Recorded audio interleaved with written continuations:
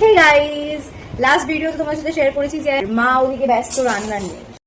এই যে দেখতে পাচ্ছ মুড়ি দেওয়া হয়ে গেছে, তোমাদের দেখানোর জন্য আর কয়েকটু দিলাম।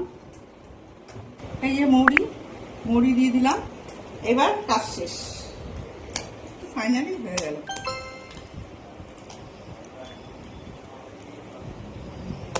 এই যে কড়াইতে তেল বসে গেছে দেখতে পাচ্ছ। এবার আমি নিচ্ছি তালের বড়ার জন্য, ঠিক আছে? এবার ছাড়ছি চিনিটা।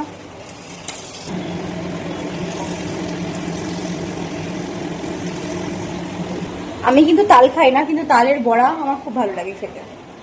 তালের কিছুই খাই না, তাল ক্ষীর হয়, তারপরে তালের আর কি হয়, তালের সবাই তালের ক্ষীর হয়, তালের মালপোয়া হয়, তালের পাটিসাপটা হয়, তালের বড়া হয়।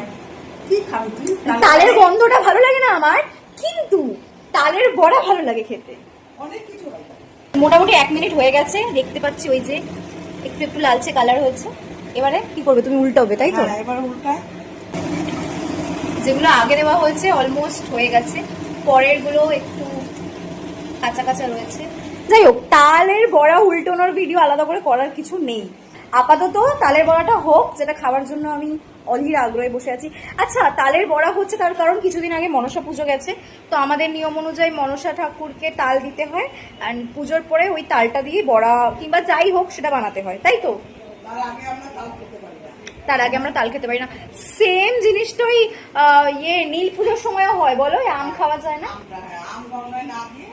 এবার এইসব নিয়ম কিন্তু আমার শ্বশুর বাড়ির ওদিকে নেই, তো নিয়ম অনেক রকমের হয়। আর আগেইন বলছি, এখানে আমার সেফটি পিন দেখতে পাচ্ছ, আমার স্কিনটাও সি থ্রু হচ্ছে, তার কারণ আমি অসুস্থ, যেটার জন্য আমি গায়ে কিছু পরতে পারছি না। সো প্লিজ সেটা নিয়ে কেউ নেগেটিভ কমেন্ট পাস করো না।